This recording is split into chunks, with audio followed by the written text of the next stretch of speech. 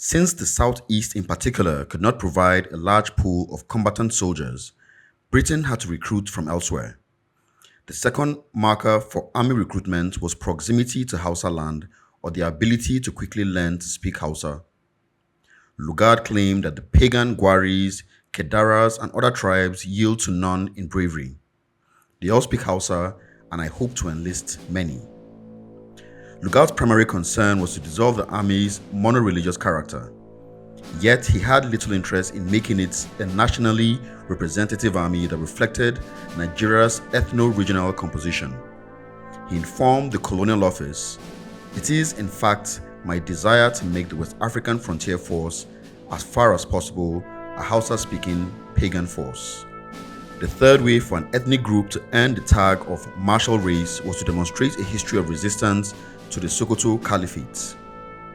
Since the Caliphate was, in British eyes, the zenith of military and political achievements in the area, they regarded ethnic groups that successfully resisted its raids and occupation as natural warriors.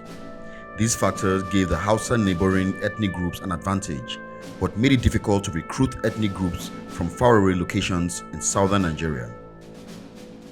The thieves who lived in the lower parts of northern Nigeria had fought off frequent slave raids from the Caliphate, maintained their independence, and refused to be converted to Islam. Such attempted invasions made them resistant to strangers, and they became feared for attacking intruders with their mysterious and deadly poisoned arrows. British authorities referred to them with a derogatory Hausa word, Munshi, and regarded Tivland as dangerous bandit country. Thieves acquired a reputation among the British for being truculent, a most intractable people who have proved themselves aggressive and inimical to a degree towards any effort to establish law and order. The thieves fulfilled these stereotypes. 1 month after Britain declared a protectorate over northern Nigeria in 1900, they attacked an armed British patrol that was installing telegraph lines on their land. In the past, they had also attacked the Royal Niger Company's trading stations in Tivland and murdered 2 of its agents, causing the company to close all but one of its trading stations in Tivland, at Abinti.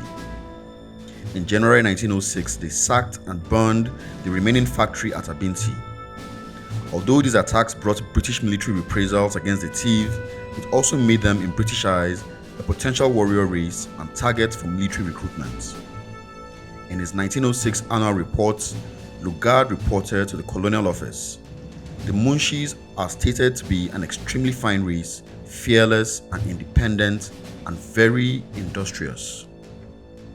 In 1923, only 11 out of 3,000 soldiers in the army were thieves, but by World War II, the army had 6,000 thief fighters. Thereafter, the thief became synonymous with the army. They remain one of the most heavily represented ethnic groups in the army's infantry units. In 1950, the commander of the Northern Nigerian Regiment issued recruiting instructions. "We only want men of northern origin and the thieves from Benue." British colonial authorities also recruited large numbers of the thieves' neighboring ethnic groups such as the Idoma, Igyala, and Jukun, and other groups such as the Bachama, Tarok, Dakakari, Nupe, and Kataf, who either lived on the periphery of Hausa land and resisted conquest by the Sokoto Caliphate, or who spoke Hausa in addition to their indigenous language.